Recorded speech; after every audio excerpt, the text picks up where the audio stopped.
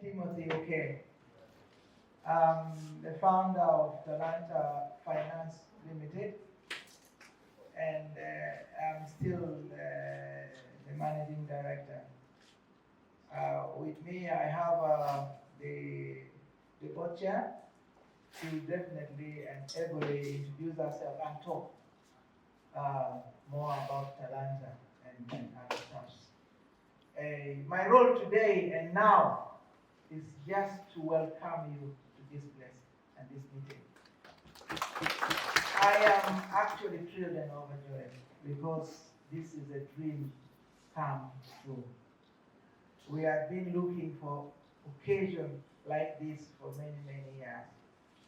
An opportunity where a private entity can actually work together with government and the local community in order to start a sustainable, meaning development agenda. And I think this is an opportunity that has come. And it's my prayer that all of us, the local leaders, the technocrats are here. I'm glad to hear that they are in attendance. There's in attendance a good number of production officers. I believe they are really production officers. And this is the time to prove that they are production officers because they'll be producing stuff. You heard in the clip, we are looking at, I heard somebody say resources. That will be, but I believe the first resource we talk about is human. You can all have the money in the bank and in the house, and if you don't know how to utilize it, you will be, I don't want to use a bad language, but you'll be just like any person that really doesn't have. So the first resource, which is very important, is what? Human. And we have the resources, by the way. Our production officers are top niche. And we have the community that are ready to produce. And we have Talanta Finance, which are standing in a place to mobilize all this activity, and PACIED available to take us a mile. So welcome, and let us relax, let us observe, let us learn. With our team yesterday, we talked, we said the first thing that we need to look for is knowledge. And this knowledge, once you get, nobody will remove from you. And that they understand. So we are here to hear, we are here to learn, and to continue learning. Can I say welcome again, and feel relaxed, and thank you. They must know what's on ground, what is in the communities, what can they produce, who are the people, what capacities they have as the land, the farms, and things like that. So that gives you informed decisions when you're dealing with what we do. So please fill that form and also register on the attendance form, and we shall be able to put that together so that we can generate a database we shall be able to use in case of follow-through. And after Mr. Jokenne is speaking, it's only proper for us to also have the board chair of Talanta Finance also give us some remarks. So the board chair, please, we invite you to give us some remarks so that people get to have the background of what actually Talanta is. A round of applause for her as she takes the program. Welcome to our guests. We're happy to see you. Welcome to PACIED. Thank you for bringing our guests from Kampala. And it's wonderful to have you here. As we speak about export, and before I introduce Talanta, I believe China almost has half the world's population. What a good market for any product. It's a natural market for any product. And I am so glad that I've spoken after Christine, because she has answered all my questions. All protocol observed, our district leaders, our partners, the farmers, whom we really appreciate, our visiting delegation from China, ladies and gentlemen, all protocol observed. My name is Katarikawe Opus Brenda, and I work as the trade, the markets and communications director at PACIED. And PACIED, like my colleague Aaron has been speaking, is driven to grow Uganda's exports. That's where our hearts and minds every morning sits. We're looking to ensure that what you're producing is received and consumed on the international market. So I'll take you through a simple presentation. In my presentation, a lot of what Christine has spoken about, and thank you so much, Christine. That was a beautiful, well-elaborated presentation. You will see why we are in this space. You will understand the kind of value that you bring on board. So about 3 years now, the Presidential Advisory Committee was established by His Excellency the President, and our focus and mandate is to double exports by 2028. That's our target, that's what we wake up to do. So we are looking for an extra $6 billion as export revenue. So by 2028, that's what we hope to be able to do. And we can't do this without you. You are the key players here. We're also looking, by the time we get to 2062, how old will Uganda be? About 100 years? Yes. We hope to be doing $100 billion. So those are targets. And then for every sector, we have particular targets. The grain sector, where we have kind of put you, we're hoping to raise over 992 million, but this is for the whole of the grain sector, okay? So where are we at now as the export sector? Last year, Uganda exported a total of $8.5 billion. So you can see we're progressing. Since we started as PACIED, we were at 4.2 billion. So now we have doubled, which is 100% growth. And thanks for a lot of the work that partners like you do. So our target by 2028 is to have $12 billion export revenue coming into our country. How do we achieve this? So we have structured ourselves on 4 basic pillars. And these 4 pillars are really to address the constraints that limit our exports. Okay? Christine spoke about markets. The farmer is looking for a market, the trader is looking for a market, all of us are trying to find markets. But it's interesting that markets are actually there. If you look at a lot of the literature, the markets are there. But where is the missing link? And the missing link is what we're trying to address today. Okay? The producer is producing, and he doesn't understand how the consumer is even going to know about it. We have buyers from China. They would never have known that a product called Simsim is produced in the Acholi region. Okay? So communication, data, and so on is very important, but we can't do it without a team like you who are actually producing. So we look at markets and we try as much as possible to connect the production to the market. Standards, quality, quality, quality.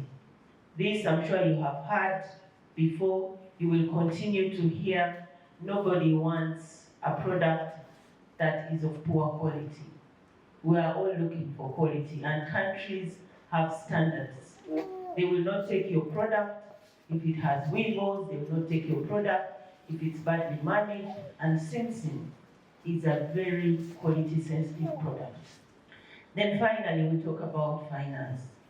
So Talanta is in the right space, and I really appreciate how you have looked at the ecosystem around this aspect of finance, because it's not about the money only. you need to know who the farmer is and what he's capable of producing. Then provide the finances when you are able to understand the kind of capacity he has. So finance at our level, we are looking at ensuring that that transaction is finally delivered. So the team here has given us an order of 5,000 metric tons. This is the first step, okay, into the China market. But for that to happen, we have to be able to have that transaction financed. So we have other partners, they are not here, UGXM. UGXM works with exporting companies to ensure that the product is moved from production right into the market. So I'll give a little more details about them as we go along, but we've already spoken about this particular order that we are trying to service, and UGXM is ready to come on board. Okay, so I will tell you a little bit more about the markets and how we get in there. So export markets is driven by the trade representatives that we have. Now, what do they do?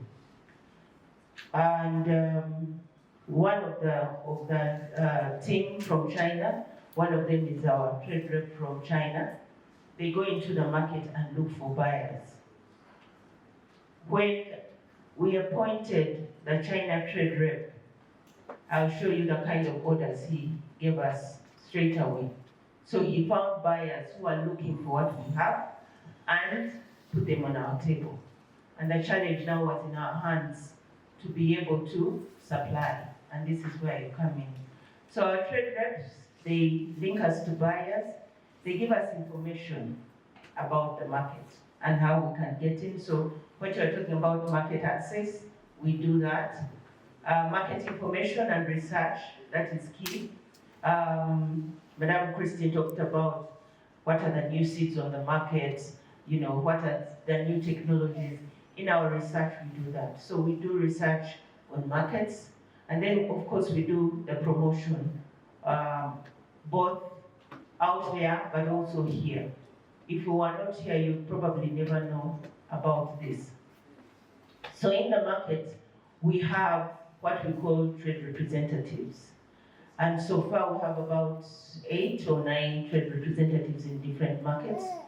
And they are giving us a run for our money because they keep hitting us with exactly what we are looking for.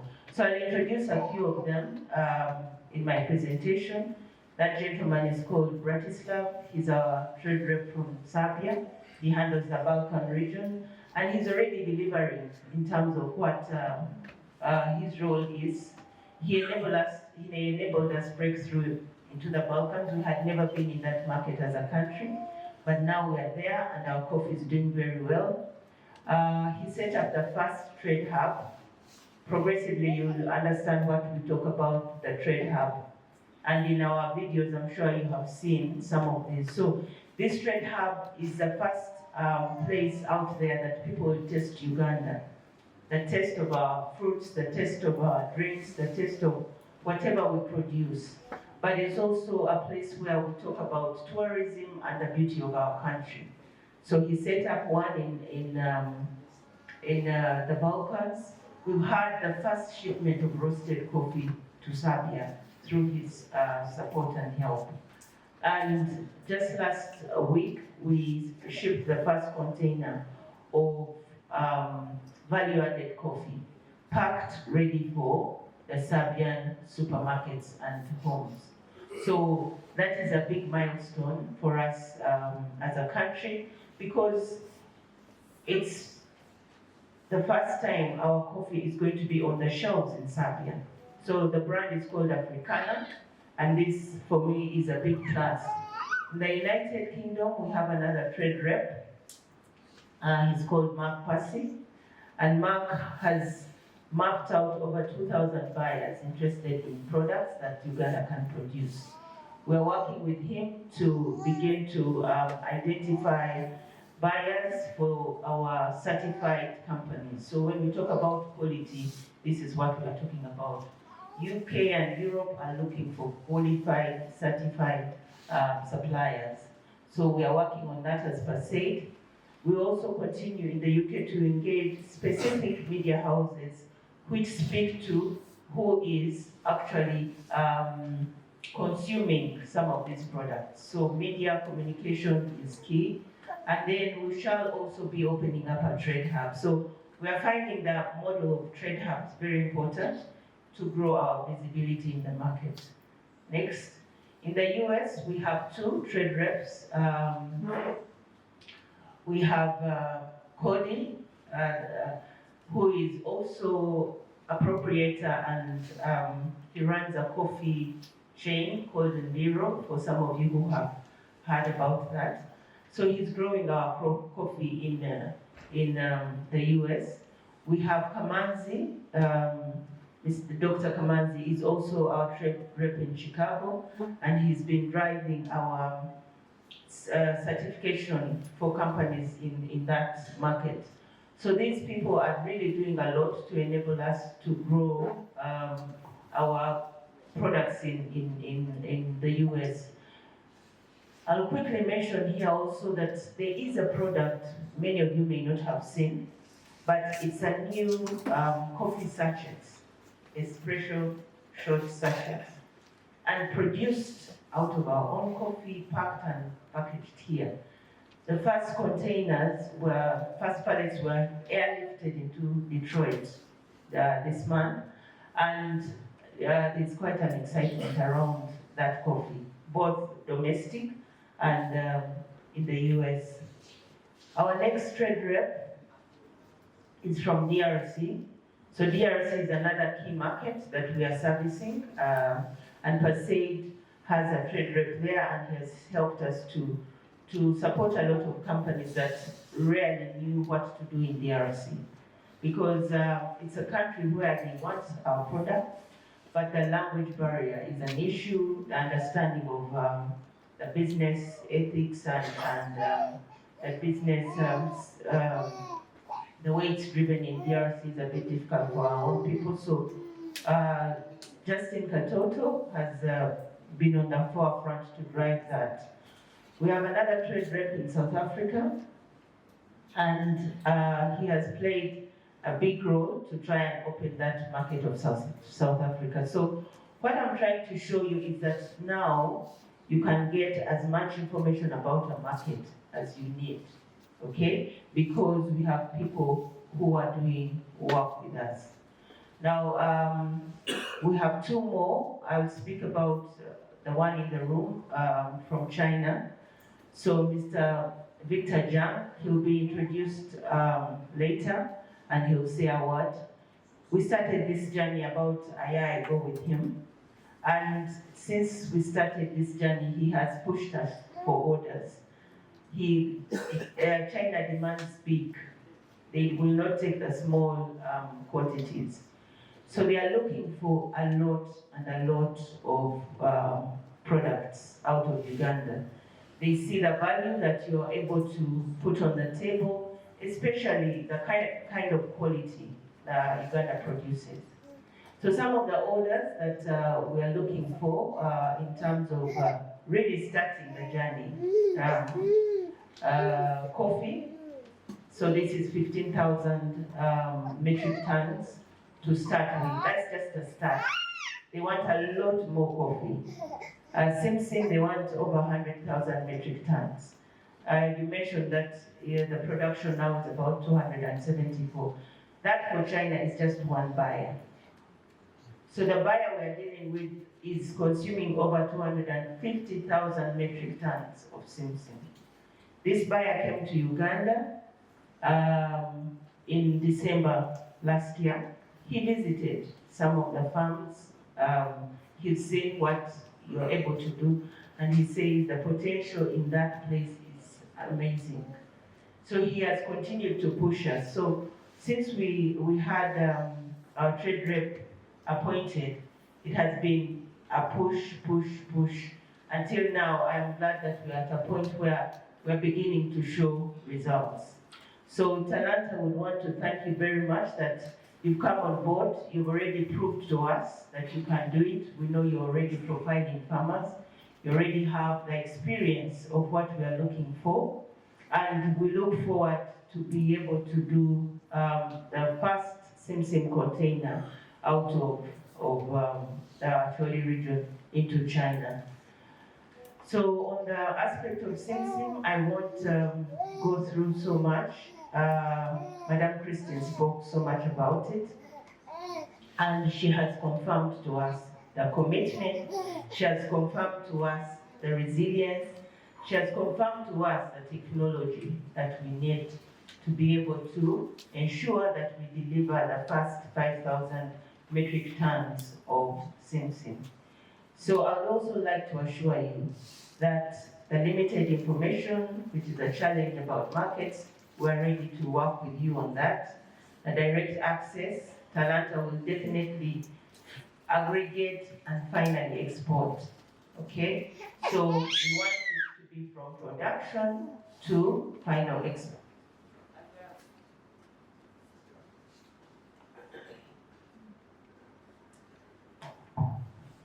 And we're ready to work with you on that. The other challenge you mentioned about is increased production. Increased production is catalyzed by the market demand. We have proved to you that the market is there. So now we want to see how you're going to be able to produce. We are ready to buy what you're going to produce in Simsim. We have Talanta here who has committed. PACIED is committed. We have a buyer here committed. So the whole chain is. So you have no excuse, farmers, isn't it? Yes. And finally, organizing of aggregation. Talanta has the experience. They know what to do. So they'll be able to do this with us and ensure that you do it right. Okay? So finally, I thought I'll just show you a picture of the hub. So this is one of the hubs that we have in Serbia. But Serbia has now done the third hub. So in 2023, His Excellency the President went to Serbia and launched the first trade hub.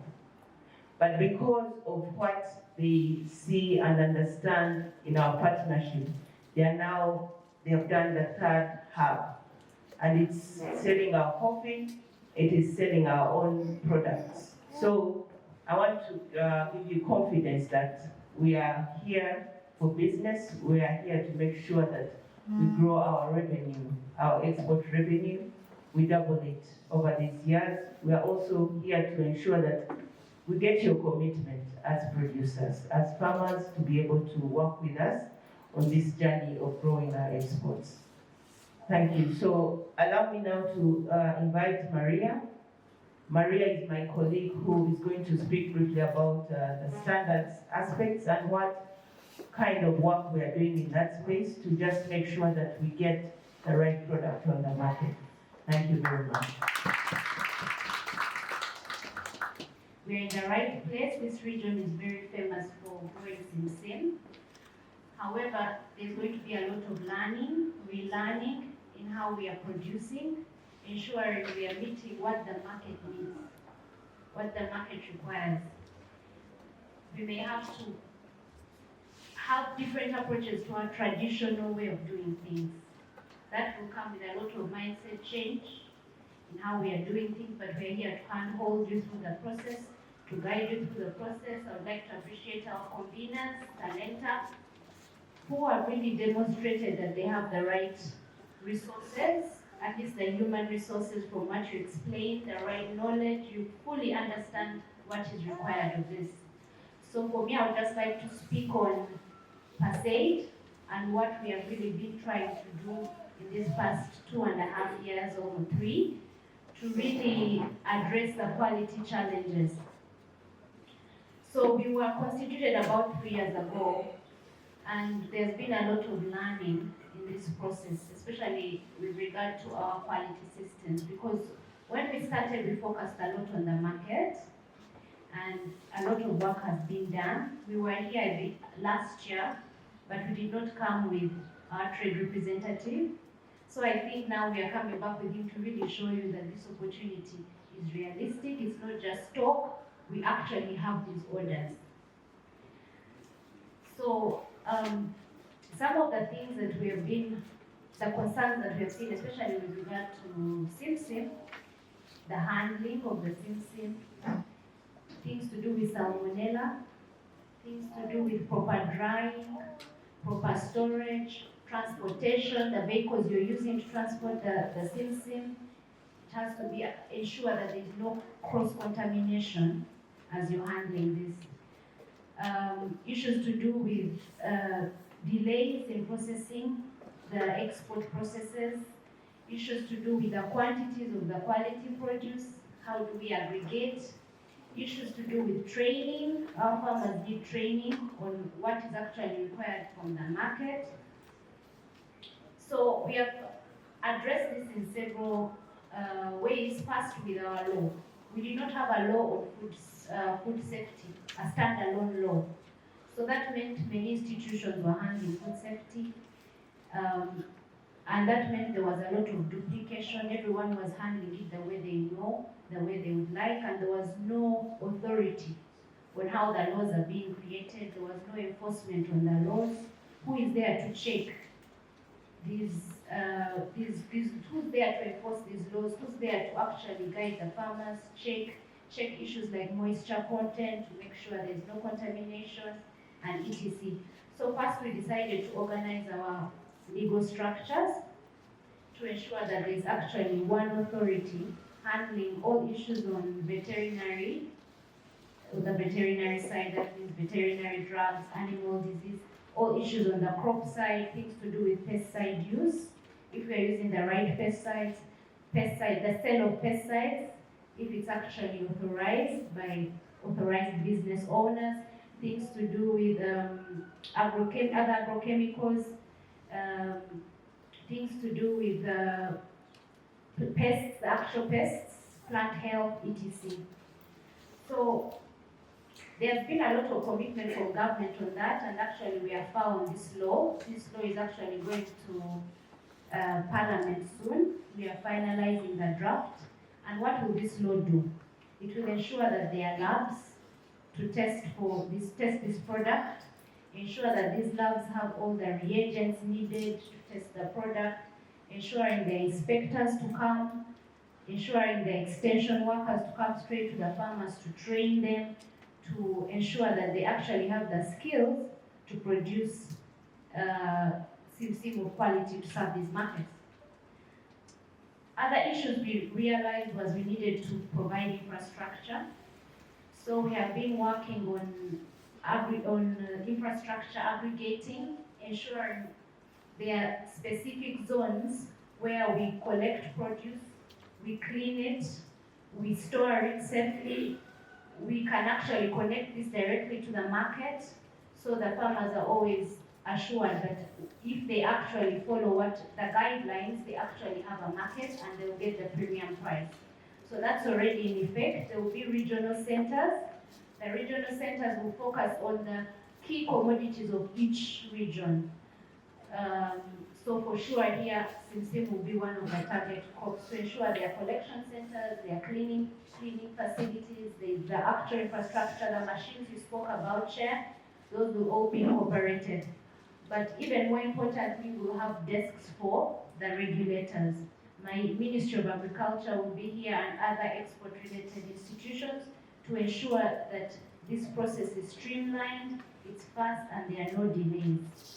Another key issue we've been working on is certification, training on certification, things like global gap, things like fair trade, all are incorporated, and we are working with our partners in these markets.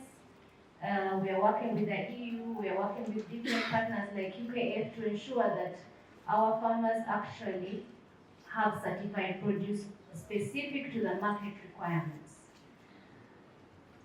So another, in these zones there will also be technologies. You spoke on technologies, things like toxin removing technologies, because you know Simsim, aflatoxin is a key problem for Simsim. This is caused by mold. Mold again is caused by the moisture content. So things like drying technologies and the like will all be incorporated into this model that we are working on of proper aggregation, inspection, and certification straight to export. Another key issue I think that we are working on is that you also addressed, Chair, is the traceability issue. We are working on registration of farmers. We are working through a traceability system with Ministry of Agriculture to ensure that our farmers are registered right at different stages of the value chain, pack house, straight all the way to the export. And this is actually where we are trying to work. At PACIED, we are working on a platform to digitize this process straight to market. So we can link the regulatory side to the market. Work is ongoing on that. And we have seen a lot of commitment from government. We are working with different institutions. We are not working alone. And finally, now it's critical that we work also with the local government, because you are our eyes here and the people listen to you. So this is the right structure to actually adopt. And I liked what you said about using people who know the people, who speak the language, who can explain it easy and better so the farmers can actually understand why these issues are critical and why it's essential to protect their investments, because it's really sad to put in time, plant and expect this market and then it's rejected, and after you've invested all that time. These markets are strict. Once you don't meet the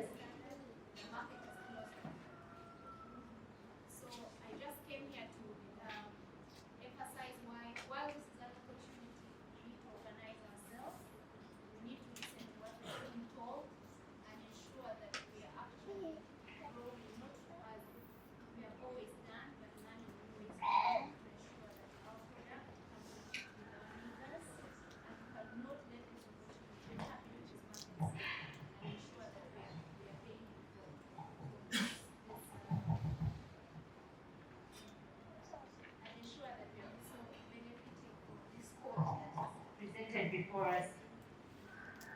So maybe I would like to, I'm available if you have any questions. I would not like to take much of your time.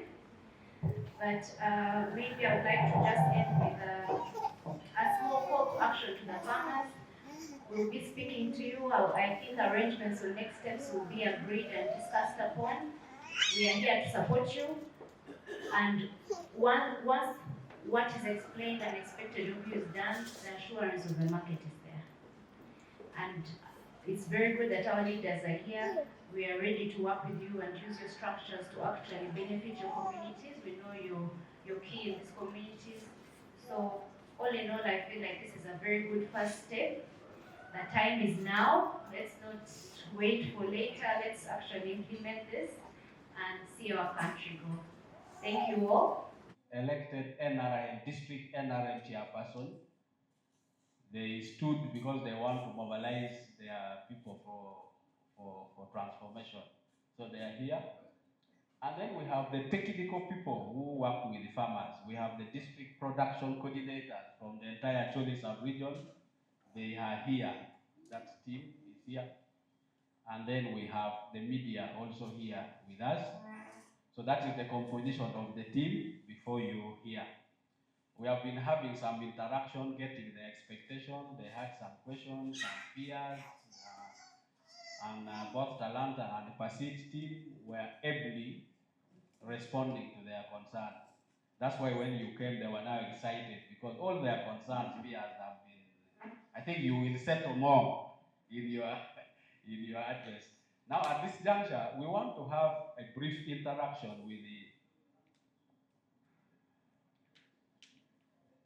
Actually, even the team there got excited and joined in the discussion. They were very interested also. So we want to have a brief interaction with the district technical team for production, because they are the ones that have been working with the farmers. They mobilize farmers, they interact with the farmers, and they are the team that are going to work with the Talanta seriously on the ground, both with their expertise, their experience, and then their role as civil servants on the ground. So we feel they have already participated in the other presentations. So we want to have one or two of their representatives to come and then give their comment about this initiative. We said we are here to promote production for value addition and for export. That is what we are. Mobilization, we are on a campaign for production for export. So we want the production team, maybe the representative from the district to come up. All protocol observed. Kilama Alfred, the acting district production officer for Noya District Local Government, substantively the district agricultural officer.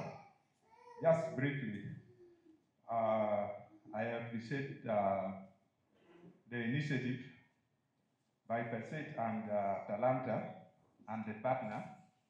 This is a very good opportunity for our farmers and the region at large. This initiative supports what we call agro-industrialization agenda, which is actually in PDM pillar number 1, which we are actually leading. So I'm actually very happy for Talanta to mobilize the farmers, representative of some farmers to be here. But few things, there were few questions asked by our farmers, but also I need to add something little. As we go into the implementation, there were some questions. When is it going to be? When are we starting? Are we beginning in next financial year? There is profiling going on.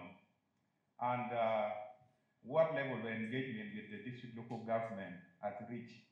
We have political leaders, we have the technical people. We don't own farmers, but we work with them, we safeguard them. And that's why there was issue of MOU. There should be tripartite agreement, an MOU between the farmers, but co-signed by the offtake, the Talanta, and also by the district local government representative. Why? Because of what we call grievance redress mechanism. There are some of these small issues and maybe broader. When it comes to quality, sometimes you may supply the inputs, and it did not come out very clearly in the explanation. What type of input, the package you are going to provide to the farmers? Are you giving only the finances? Are you giving them inputs? Farmers are also very tricky. You may give them the money, you know what is happening. Some of them with the PDM, they receive the money, but they don't buy the fertilizer. They may go and buy grain instead of seed. The chairman, Mr. Jokenne, puts it that we continue growing what we have, but there should be clear distinction between the seed and the grain, so that the extension workers, as they keep informing them, because what comes out from grain and what comes out from seeds is actually different. The outputs are always different. You may get something small for food security that will be subsistence, but you can get something good from seeds. And here, I'm looking at promoting what we call local seed business. We have farm association, we have cooperative on the ground. The Talanta can work with NARO for us to train some farmers to produce purely seeds, not for you to obtain, but to supply other individual farmers on the ground at a much lower cost, because seeds are expensive when you are buying certified. But this one is already approved, called quality declared seeds.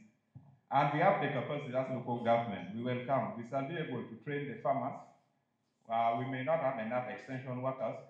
There might be community-based facilitators. We shall be providing technical backstopping. We have community development workers who will be providing farmer institutional development, issues of grievances, conflict resolution, group dynamic, and the rest. They will be able to provide for them. And lastly, I would like to talk about mindset change. And that's where we also play key roles. You have heard from the farmers. There is what we call loss of trust. I worked with Mr. Okelokoro during Vegetable Oil Oasis Development Project 2 in Lamont, when big farmers have lost hope. We develop what we call building trust to offset the mindset that the farmers already have about the trust about contract farming and the rest. That one we need to go slow with mindset change, and we work with the leaders, we work with the extension workers and the technical staff and the political one to penetrate the community so that the issue of what happened in Noel on cassava issues, you have been hearing about it. So we need to go slow like we are preaching and they understand. Then the profit margin, because the mindset change is about the profit margin. You can say the price has over-reduced, but when you do the calculation, you will see that you might have got something little on top. And you actually winding on, you can drown in water and die, but still you have to drink water after. Not you, but some people will have to continue drinking water. So that is the mindset we have been talking about. You should not do so. The demand is actually, with agriculture, is unpredictable. It can go up and down. And also, the chairperson board talks about training materials. We also provide quality assurance on training materials. And not only quality on materials, but also provide quality assurance on input and output.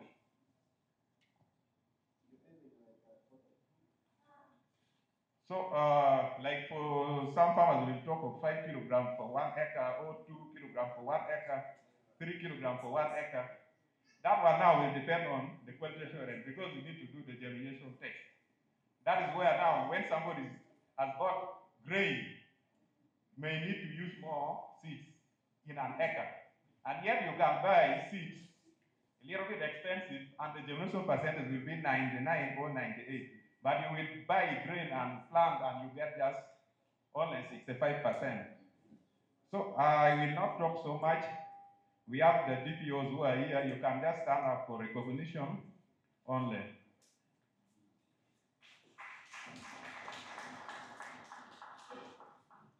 Thank you so much. We are willing to work on this initiative. I just repeat the tripartite agreement be done. Full force for us, we are just there. Thank you. We may not need so much of facilitation, but we are just there because we are being paid and we have less work. Thank you.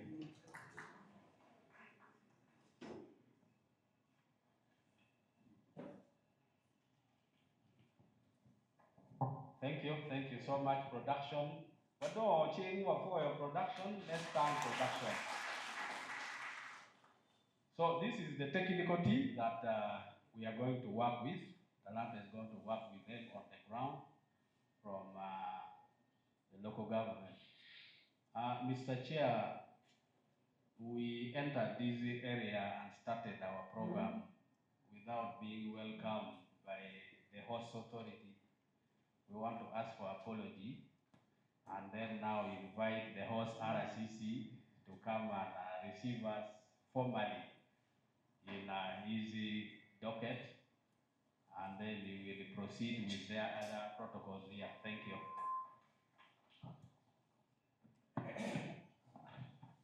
Thank you, moderator. Allow me to observe protocol. Good afternoon, everyone. Good afternoon. You're most welcome to Gulu City. Once again, Ndugu Audrey, you're most welcome to Gulu once again. Thank you for bringing this wonderful team to Acholi sub-region and your team from the President's office. My name is Peter Banya. I am the Deputy RDC in charge of this division. This is the General. You're most welcome.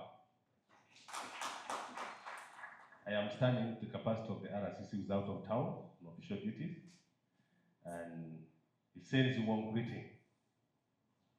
Those from the neighborhood, please, after this session, don't leave.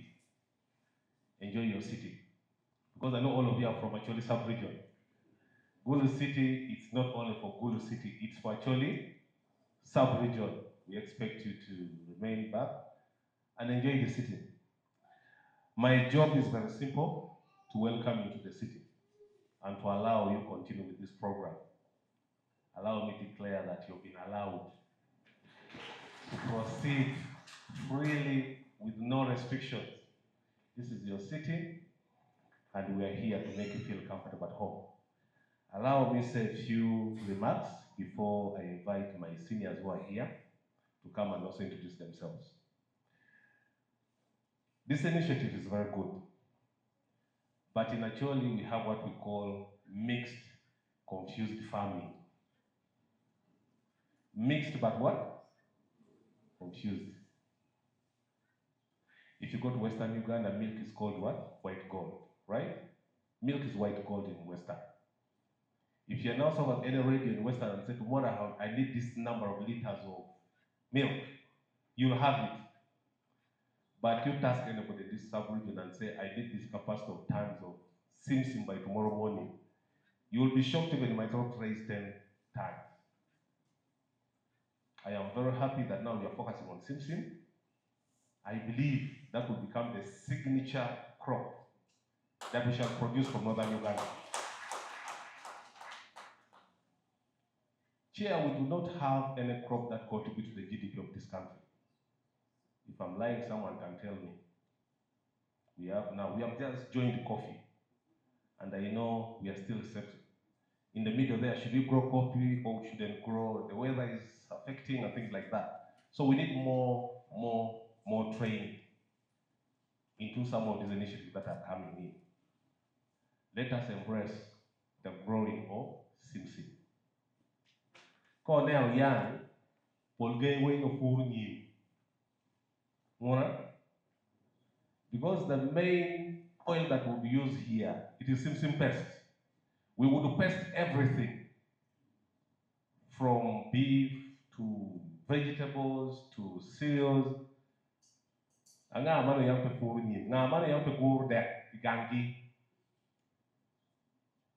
what has happened that we are not producing enough?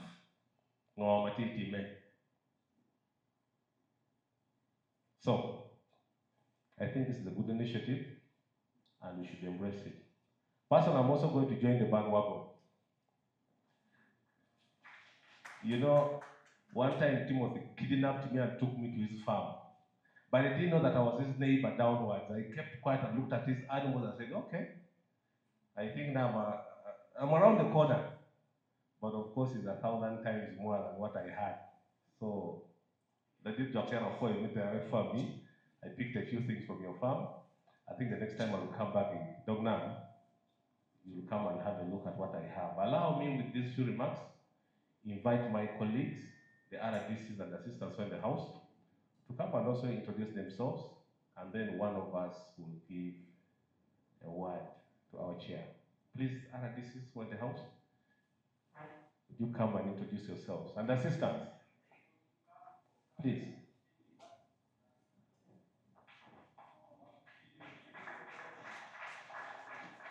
I did not give a speech on behalf of RDCs because I don't have that powers to do that. When my seniors are in the house,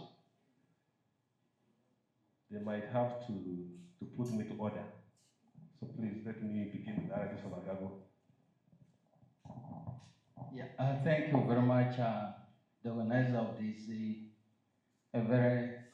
To me, I say this is opportunity for the Acholi sub-region, opportunity for Uganda, opportunity for the world, because now we are together with China. I know we now have a full. I am happy, Chairman. When we started the journey, it looks dark. We were in Acholi, remember? So there were a lot of questions I did not understand why you are here. We did not understand where we are going. But today, I would like to say, we would like to thank you. Can we clap for him?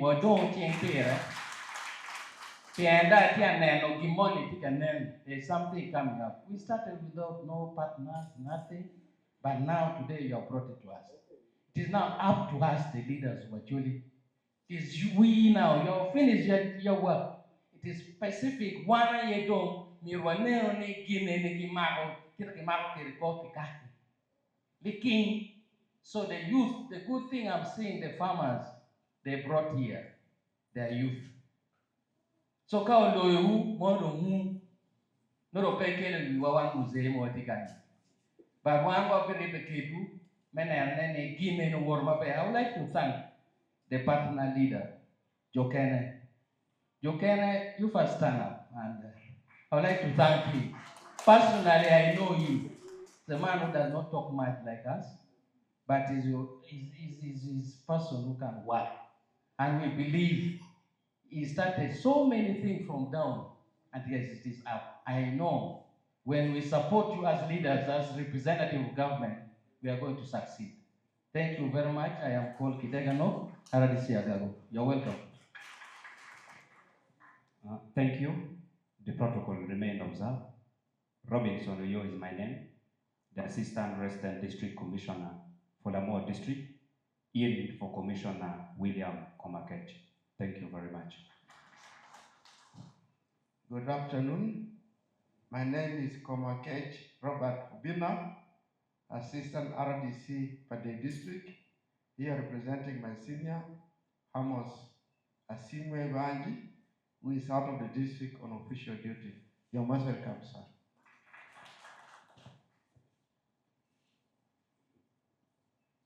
Our chairman, distinguished guests, ladies and gentlemen, my name is Stephen Odong Latek. We come a long way in seeing that we bring PACIED here. But allow, Chair, that I remind you of the promise His Excellency made to the people of Orong. He promised a truck to help them transport the Simsim. I would very gladly appreciate that in the middle of your submission, you guarantee to them also that the truck will be, it is an enabler, it is an infrastructure. It will definitely reach them, as opposed to them having middlemen move Simsim here and there. But overall, this is a great opportunity. But for our planning, Simsim is one season in Acholi sub-region. You don't do it 2 seasons. Meaning the preparation of the ground and other subsequent activities need to start before the season when it is harvested. I think the planning aspect is very important. At what stage can we do what? Because at this stage, if we let it escape and we don't prepare the ground, even if we injected production capital around the period of October, it may not be productive enough. So the timing of when SSMS can do here is very important when we can put capital on the ground. I am presently the Resident District Commissioner of Kaabong. I bring you greetings from Karamoja. And I am here humbly because of the working relationship we have with PACIED. Honored to be with my brother Ochiti. He may not have an opportunity, but we are special guests in the house. Thank you. Welcome.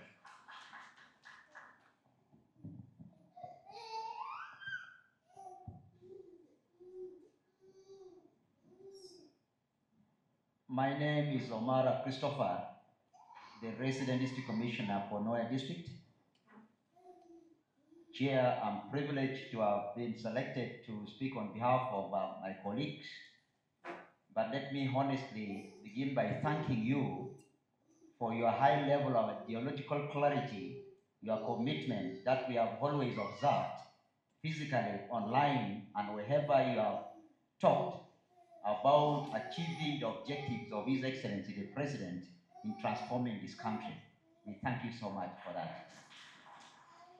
Allow me to thank our guest, our partner from China, and all your colleagues. I want to thank Mr. Jokenne in a special way for his commitment and bringing up Talanta that we have seen throughout the years, even in turbulent times. We thank you so much and your team.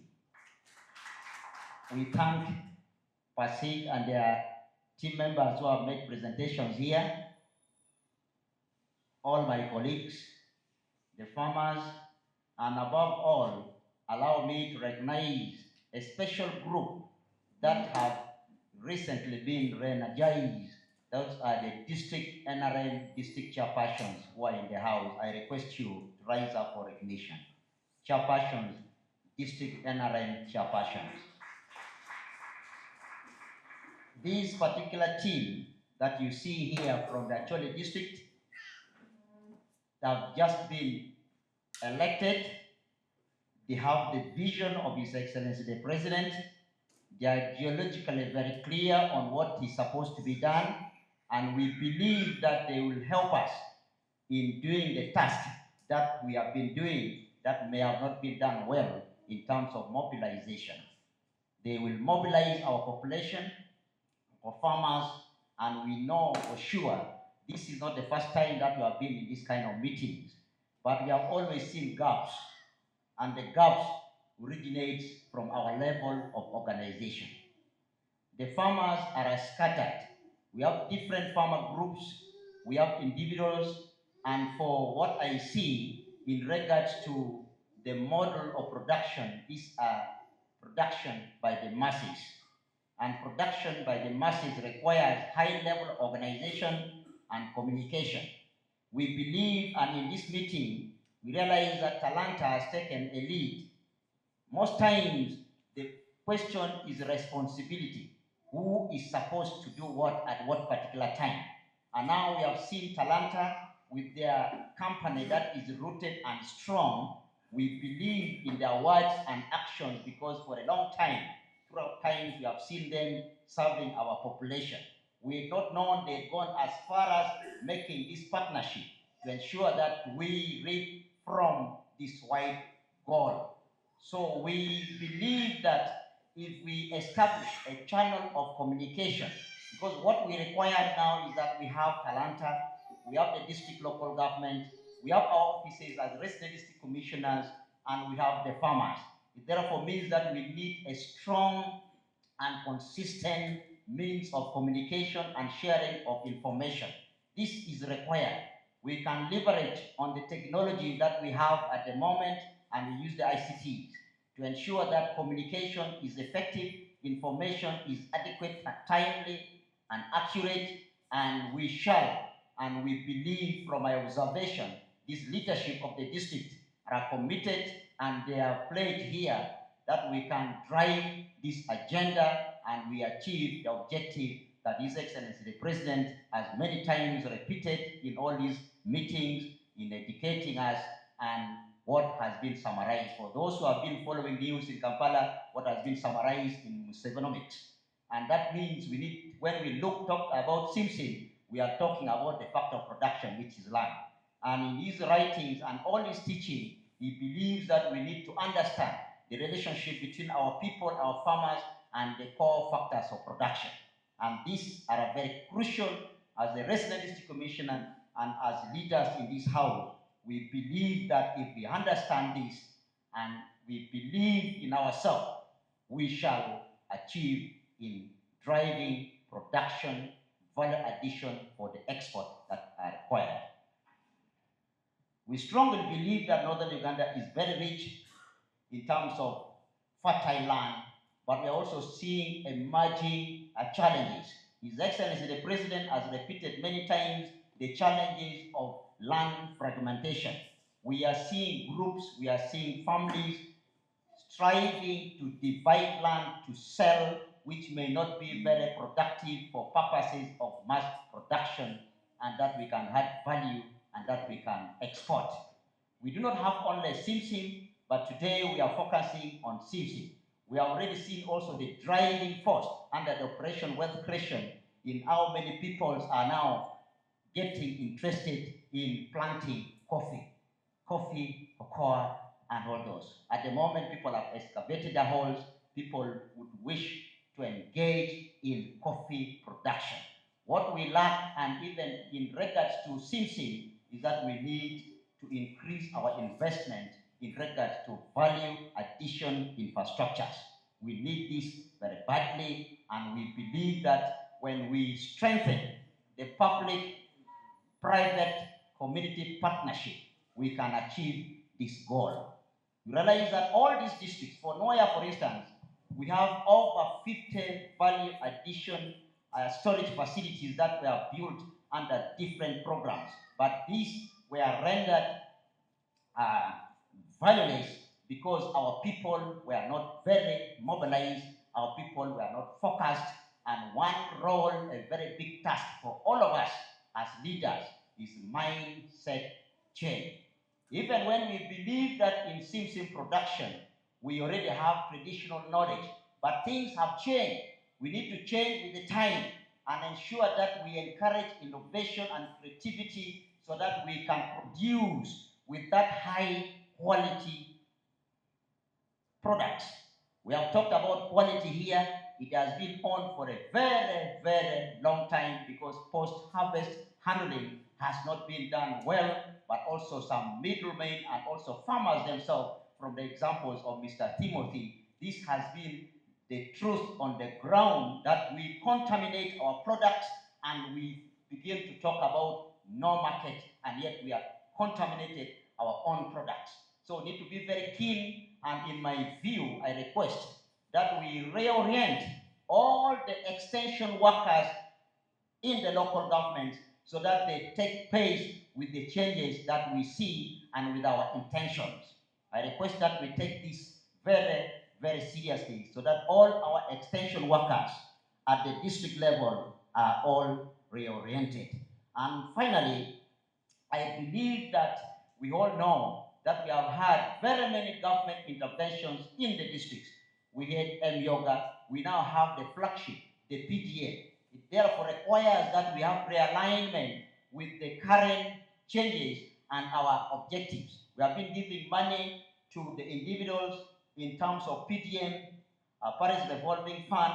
We can reorient them in looking at the opportunities that exist, and these are realities. The market exists, the opportunities is here, so that we reorient and integrate our interventions and we make progress and achievement a reality. We have the resources, we need to reorganize ourselves, we need to organize our people, and we need to strengthen our level of communication, and we shall achieve what we are intending to do now. Finally, I thank you so much, and we believe that our team of resident district commissioners, these are foot soldiers, we have been given the task and we have been given the directives. We shall do our best in the district, work together with the district local government, work together with the new leadership of the NRM leadership, and we ensure that we achieve this intended objective. I say all this for God and my country. I want to thank you so much once again, and thank you for listening to me. May God bless you all. Well, thank you very much, the moderator for this program. My name is Dennis Rom, the District Vice Chairperson Amuro, who is in for the District Chair, who is in Kampala for official duty. I want to take this opportunity to thank the Chair, PACIED, and his team. I want to thank the MD, Talanta, and all his team, our partner from China, the resident district commissioners of the different local government and their deputies, the RDCs and his deputies, my colleagues, the district chairpersons, the technical team here present, my brothers and sisters who have been selected from the communities. I want to thank you all. I am not going to take quite a lot of time, but rather I would use the 1 minute allocated to me maximally. First, I want to say thank you to this initiative. It is a very good one because it has provided for us a very good platform upon which we as relevant stakeholders of the different local government have been carefully selected and invited to be part of this very important initiative, through which we are able to give in our minds regarding the initiative, be able to share our past experiences in regard to different interventions, which I believe it will give us the best way forward. Because what we have learned from the past experiences, especially in regard to challenges, will prepare us better to handle this new initiative. And I strongly believe that this initiative will realize its set objective. Secondly, Chair, I want also, in the same vein, to thank the MD and the board chair of Talanta. If you heard testimony from all those who spoke before me, they are not speaking out of the blue, but they are speaking out of experience in what Talanta are doing in Acholi sub-region.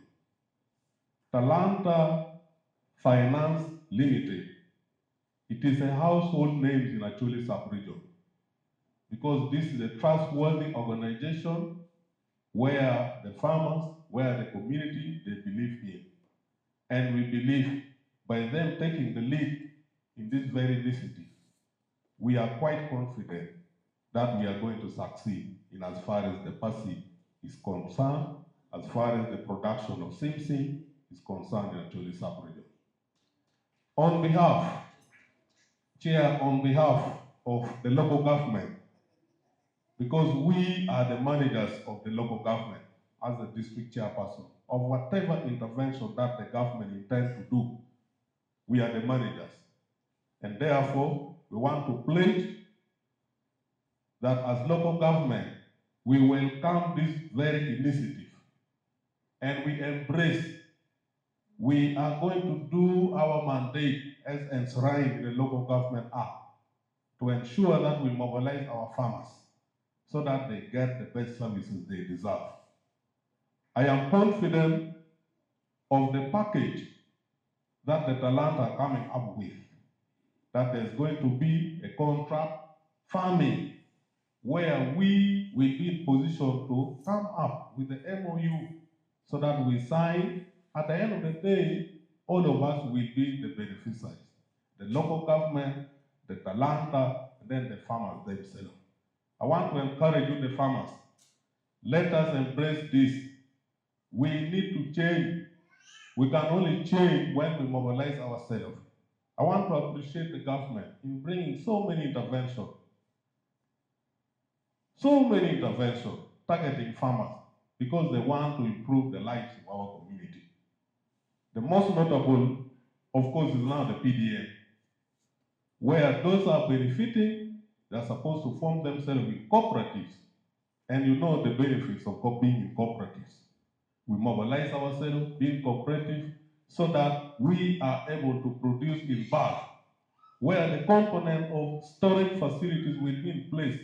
When we produce in bulk and we're in cooperative, we can store our goods in bulk.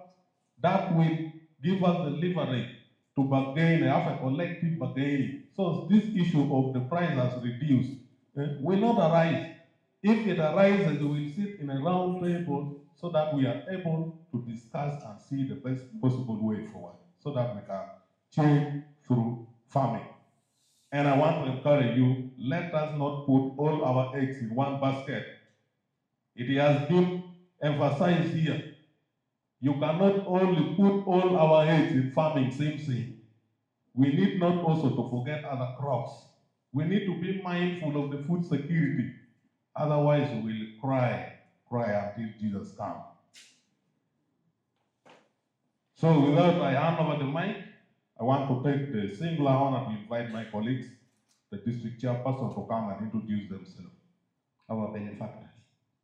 Thank you so much. The farmers, I really don't have a lot, but maybe in the submission of the chairman at a later time, I would love to hear whether this initiative is going to factor in the issue of restoration of our lost vegetation cover.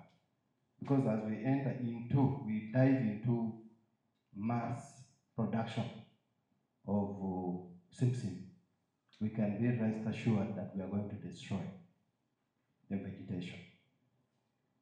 The next thing I also would love to hear is the aspect of insurance in the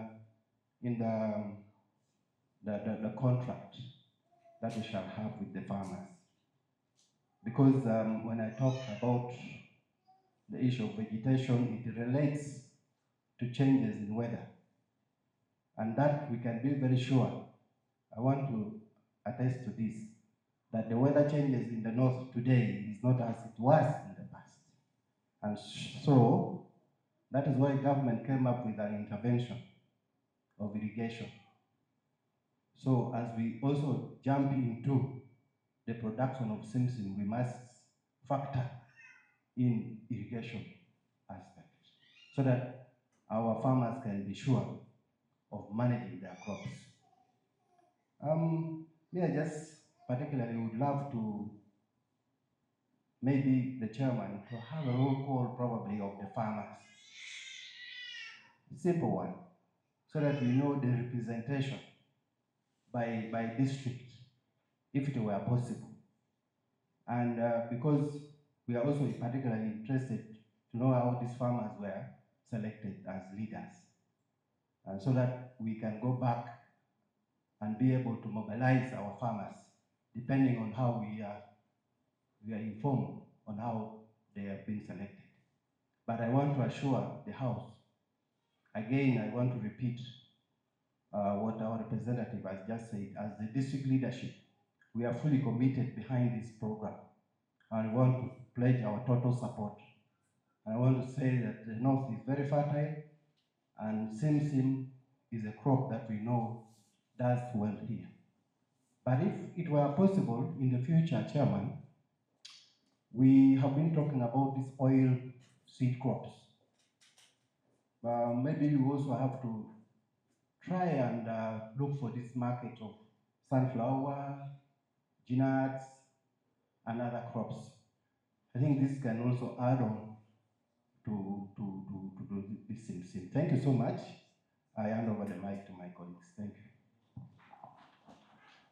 Good afternoon, Ndugu Chair, development partners, distinguished guests, ladies and gentlemen. My name is Joel Okot Labista. I am the District Youth Councillor for Pade and standing here for the District Chairman. For the interest of time, I wouldn't want to again re-echo what my colleagues have spoken about. But to you, Ndugu, I want to take this podium to welcome my colleague, the Chair of Amuru, to our port of NRM so that we drive the force in one port. My colleague Chair, you're most welcome. We shall have a diverse discussion after this bigger discussion here from outside, and we look for a way of harmonizing. Thank you so much. Chair, allow me to recognize protocol. I stand on the same. I will stick to the purpose. My name is Richard Loganya Bongowat, the District Speaker of Moro District Local Government. I am standing here for my district chairperson. I have colleagues, the speakers, in our midst. They may just wave for purposes of recognition. I thank you all, and God bless you. Well, thank you. With all this done and said, I want to hand over the microphone. But one thing, when Jesus was selecting his disciple, is selected from different backgrounds. And that is the beauty of having the multi-party system in the country. But the good thing is towing the line. But it doesn't matter where you belong. Thank you. Thank you so much, Chairperson. Quite some words there. Chairman, I would just like to assure you that that last comment you've made, recently we concluded the Light Up Uganda for Jesus program at Gulu, and we had a men's conference there as well. And the chairman, some people who didn't know got to realize that he's also not a man of just so many other things that you know we shall mention, but he's also close to, he's an apostle. So the word of God, he understands. He knows how to work with all people from all corners of the world and all the corners, the sections that are here. Anyway, without wasting time, Chairman, I would just like to give you a quick recap of what we've been doing here. We've had the technical people speak from PACIED. We had the Director Markets speak about the strategy, the target, the model, the 4-pillar model. And also we had Maria speak about the standards and the quality. We also had Madam Christine, who is the chairperson, board of Talanta Finance, also gave us a very good background to give us context of why we're having this conversation here. We also had the MD, Mr. Jokenne, also speak. So people really have received a lot of information in that regard as to why we're here, what we're supposed to do, our expectations. So we've had a very wonderful deliberation. And as you can see, people are hungry and waiting to hear from what you're supposed to share with them. And we also had a Q&A session that was very, very exciting and interesting. The people you see here, or the farmers, the district representatives, and all the leaders that are in this audience this afternoon are ears out, they are hands-on, they are hungry to get the knowledge and the information that we're here to share. They gave us some good points and questions that were also elaborately responded to by the team that gave presentations. One of the last remarks, I think, one of the excellencies that mentioned about middlemen, transport and all that, those questions came in and they were responded to very well. So allow me, Chairman, to go to the next session where people are anxiously waiting to hear from you. But before the chairman steps up to take the podium, let me just make a brief introduction of who he is. Chairman is a man of many, he wears a coat of many colors. He's a farmer, he's an entrepreneur, he's a teacher, and recently so many people also got to discover that he's an apostle because he shares the word of God very, very passionately. Wherever we start our meetings, wherever we're having conversations, he always puts God first. And he's somebody who believes in the program or the idea of building, the strategy of building bottom up. And I believe we're excited to hear from you, sir. Okay, I think as he takes a brief break, I'd just like to continue assuring you that all those questions that you raised in our discussion, that point of Q&A, I want to give you the confidence that the team that is here from PACIED, in partnership or collaboration with Talanta Finance, we are here to do our best to make sure that the production that you're into is well documented, it's marketed well, it's presented to the right people. So the issue or the worries of having middlemen to take away what belongs to you, to take away all the profits from your labors, rest assured that that has been put into consideration. Everything will be super, okay? So let me start by apologizing for walking in late, but first to thank the team of first our RDCs who I am sure worked with Timothy and Talanta to mobilize all of us to be here. The local government, the Talanta team, Timothy and your family and your wife Christine, for the work that you do just beyond the, is that correct what I said? So just take it as something that should make you laugh at lunchtime and take it as a deliberate joke.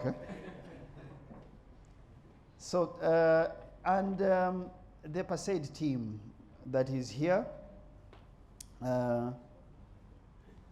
all of you who came today. So this is not my first time to be in Gulu or to be in this hall. It's many, many years of coming here. And so today I had a debate in the morning because I woke up at 4. I had slept late and I have activities in Kampala. And tomorrow and Sunday and Monday in another part of the country.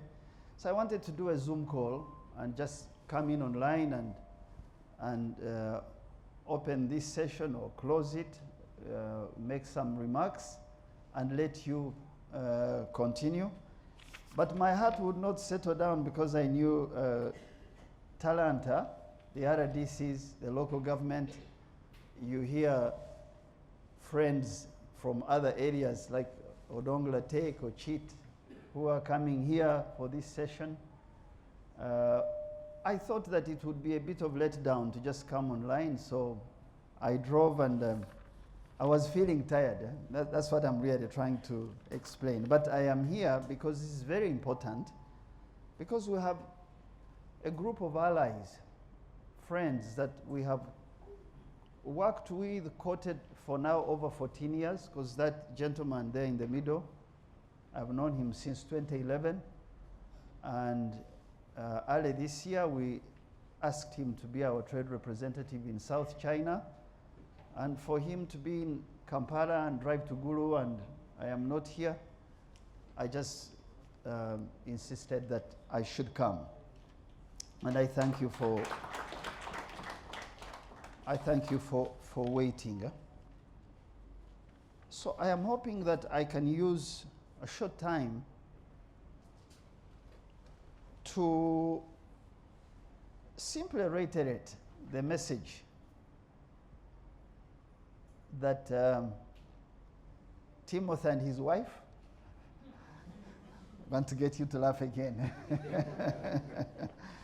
that Talanta and the testimonies I was hearing here, to kind of reinforce them, to re-strengthen them, so that this is not a usual day. Days are important in a year, but like I say, days don't come back. So if I've woken up at 4 to be here, this day will not return. Today is 29th, right, of May. So won't 30th? It's 30th or 29th? So you can see my calculations are all... So 30th won't come back. Maybe we'll meet it in eternity. And so if you are here, it's important that you carry some grain of truth of what needs to be done and get it done. And so I have just 5 things to share with you very quickly. First is that I need us to understand as a people that a country to be called a country, and so if I start with, if Acholi were a country, you would be a country of 2 million people, slightly over 2 million. If this town, Gulu city, was your capital city, it would have a total of 230,000. Just go check the numbers. Yeah? So you are bigger than Lesotho, you are bigger than Swaziland, you are bigger than Dubai, because those Emiratis are just 1 million, the rest are foreigners. Yeah? So if this were a country, there are certain things this country would do, which it should do now that you have many more partners as Uganda. You know why I start with, if this were a country, you know what Choli is? You know the people we call Acholi, or you know that it's a corrupt version of the Arabs who could not pronounce Shiluk. And they called this Choli. See how things can, over generations, can get established.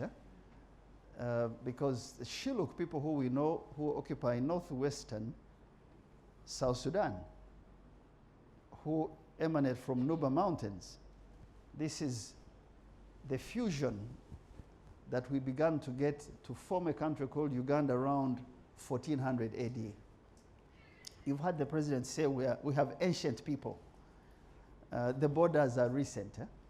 So if there was no, and we have connections, because I know that here, for example, you use the same words we use in Bunyoro for that lake. Who knows the name of a lake called Mwitanzije? What is Mwitanzije Lake? RDCs are leaders. You should know your history, your country. Lake Albert, the whole of Bunyoro, the whole of Toro, the whole of Acholi has one name called Mwitanzije. So Mwitanzije, in our local language here, is Unek Bonyo. Doesn't it mean the same thing? So the unity of, so for me I follow food, culture, language. It takes me back to how united we are, even if people try to divide us over small, narrow things. The same lake, same name, different language. So if this were a country, and now that we're a larger country, 4 things very quickly. A country must defend itself. How do you defend yourself? You produce equipment that staves off an enemy attacking you. So for example, you take your minerals. We have a mineral called cobalt. Cobalt is a byproduct of what? So I kind of didn't intend to teach, but whenever I find leaders, I want them to know more than just having a seat. Because leadership, where my experience, which I don't have time to tell you, because I was here when Dr. Lukuya died. I was here, and nobody knows that. I was following him to see how we understand Ebola. I was here in 1993, teaching in secondary schools, speaking about our country, speaking about, at that time, nobody knew about the movement because there was war here. So I know the 8 districts of Acholi very, very well. So whenever I meet leaders, I want them to know the way you know here is the way you should know Western Uganda, is the way you should know the East, because we are one. My grandfather, who became the first Christian, was in Amolata in 1939.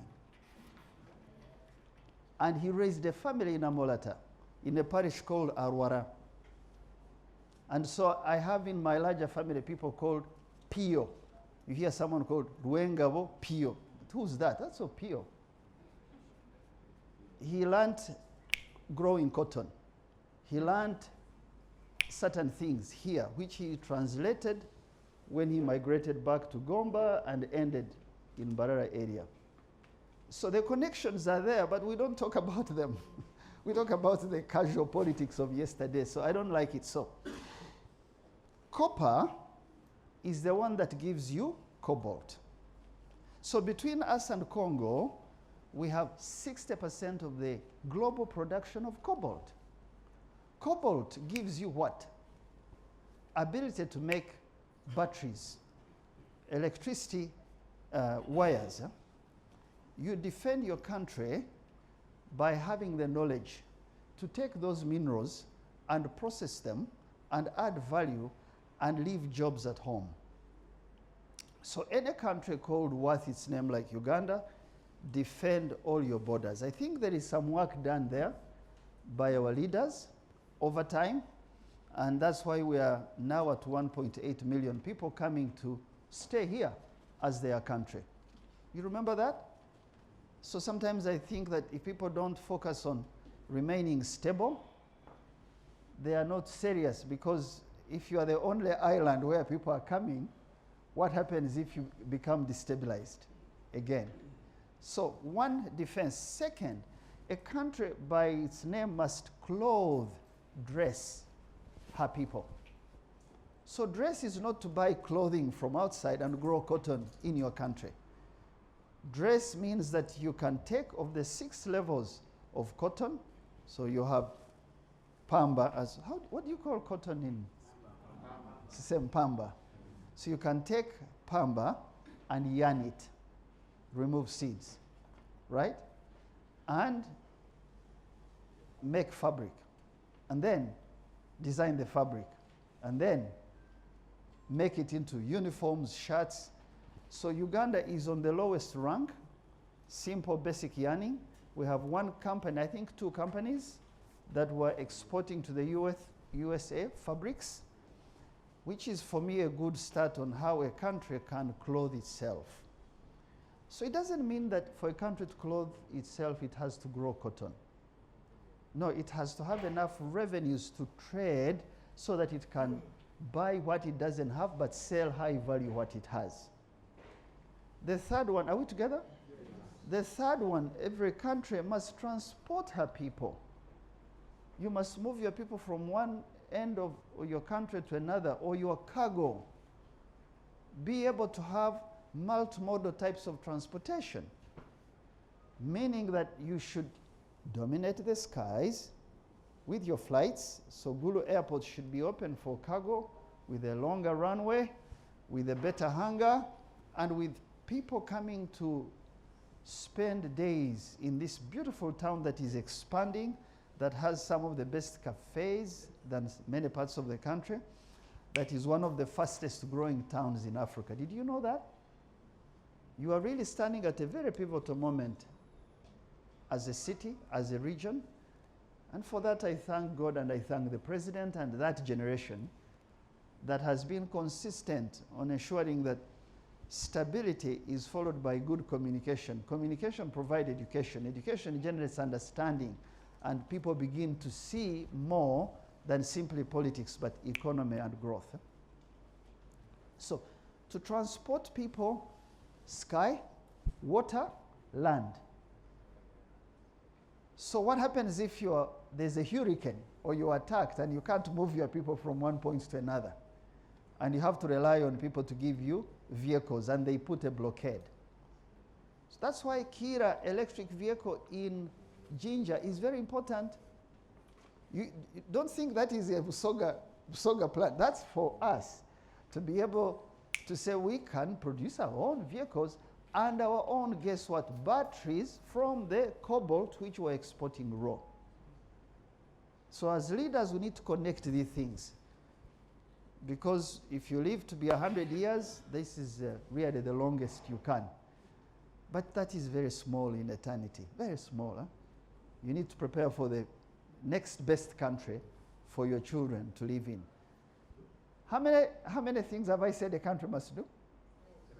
First one is what?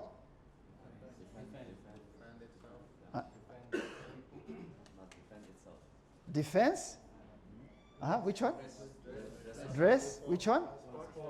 Transport. I think you are really good students. The fourth one is a country must feed itself. You should not import food. If you have two, and you are the Middle East, for example, you have enough revenue out of trading that gives you money to bring in all the food you need. So you know that those Emirates, all of them import a lot of wheat, a lot of fruits and vegetables from all over the world, from Poland, yet we can do good pineapples, we can do good avocados, we can do good mangoes, we can do good, all those things. A country must be able to feed itself. Those are 4 things that every country must do.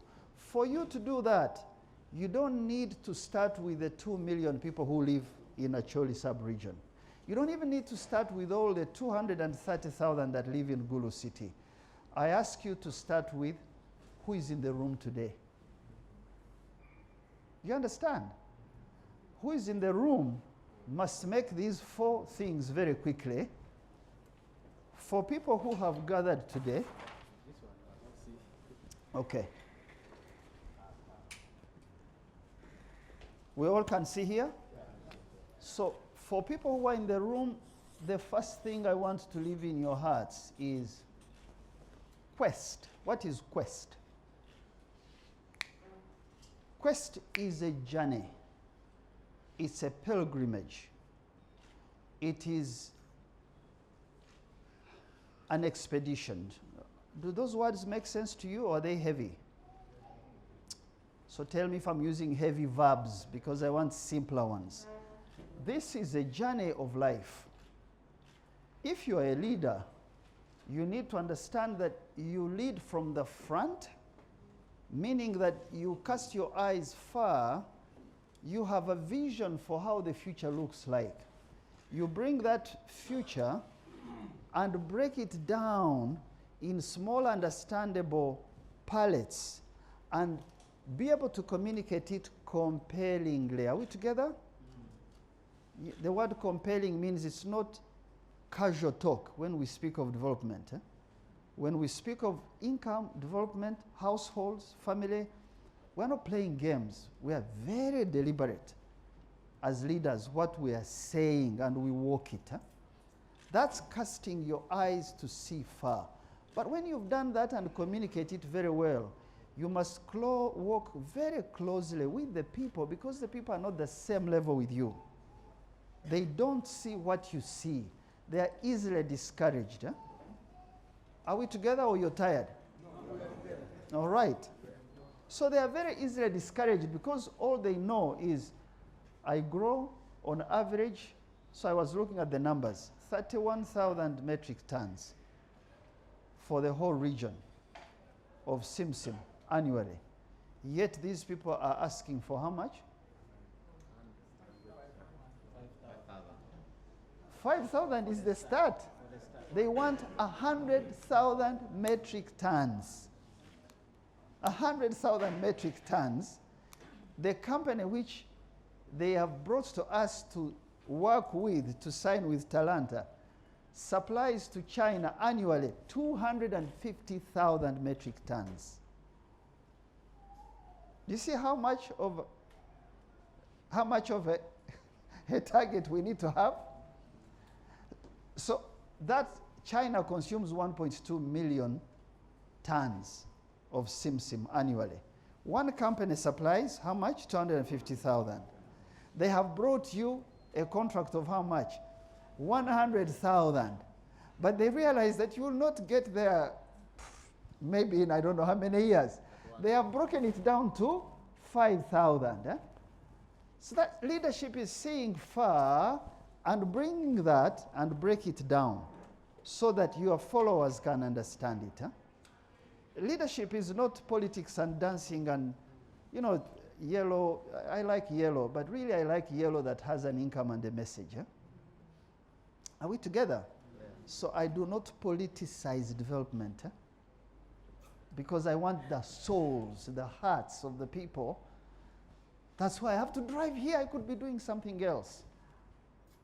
Because I have pain that people on the surface all the time. Once you've cast a vision and bring this to people, you must walk closely with them, right? So that you can continuously monitor whether they are, if Victor here, Victor Zhang, whether his message and his contract can be fulfilled by just 2 districts out of the 8, or all of them. Leaders who do that, who work closely with people, have danger. They very easily get infected by two things: corruption and praise. When they say, oh, you are good, your excellency, you are doctor, you are honorable, woo, you forget that that's not why you became a leader.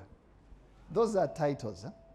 So work closely with the people without being infected by those things, but at the same time walk behind and see who's falling, who's standing, and who you can help. And by the way, who can replace you? Do you understand that? Huh? Because we're not here forever. Someone used an example of Jesus. Did Jesus have a house? Did he have a car? Did he have an aircraft? Was he called Dr. Excellency, Professor? He was simple. He used very simple words. He said, 3 different kind of seeds fell somewhere. One fell in rocky stones, it didn't germinate. Another one fell in thorns. Another one fell in good soil, and it produced more. Very simple, but we rehearse this all the time. So really, the issue is stay focused, because the quest we are on is what, for me, gives you these things, the things I found you talking about here. The quest for a better country is why we said go to the markets. Let the markets tell you what you should grow. Stop blind trade. Find people like Victor and ask him. And don't ask him for purposes of, okay, just talk and look good. Ask him and rely on the information he's giving you. Because you'll never be in Guangzhou, you don't know what the people of Guangzhou eat. You can have an embassy, you can have the diplomats, but they are not on the market. The market is the one that tells you what to do. Once you have dealt with the market, which there Brenda Opus is leading, then you need that young lady on standards. What does standards do? You can have the market, but your stupid standards do not allow you on the market. I use the word stupid deliberately, because it's very sad to put chemicals in particular food and close your eyes and sell them, hoping that someone will buy them. And then, as soon as they buy them, they put a microscope, they say, throw away. Isn't that stupidity? So who kills that? Who cures that? Leaders. Messaging. So the standards that we have are now being improved progressively. We are setting up an IGG specifically on food safety and food health. You know, like how you have an IGG on corruption? Now we have to have an IGG on which chemicals go in which food, which laws are modern or obsolete. Let me read something for you very quickly. I came with this little book. I didn't have time to put this on the screen. This is a record from 1898. This book was written in the 1890s. Uganda was not yet called Uganda, right? But the more you go back, the more you understand that there's nothing new in the world. Eh? So it's written from people who sit on the bedside of those who are dying. You know, when someone is dying, the things they see and do are not things for games. No. They are worries, they are concerns, and they speak so honestly, because death is the end of everything materially. So the stories that are here are interesting. Sometimes, does any one of you read the Bible? So I want you to know the Bible is a business book also. There's some business knowledge there. So even if you don't like reading it, you go read the Proverbs of Solomon. So I am reading the book of Job. And it's a very hard book in the Bible.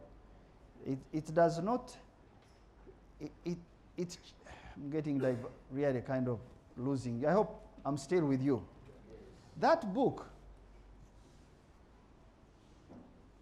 does not answer why good people suffer. How can a good, merciful God let good people suffer? So that's what led me to this. In my library, I have many of those explanatory books. So I read something this morning, and I thought it will help us understand this word choice. So this is 1923. This is a widow of a man who had just passed on. So just listen, I'll read straight. If I lived 1,000 years, I would not forget the September morning of 1924 when we boarded a ship in New York bound for Brazil, and we were Christ's messengers. They were missionaries. So please mark those words.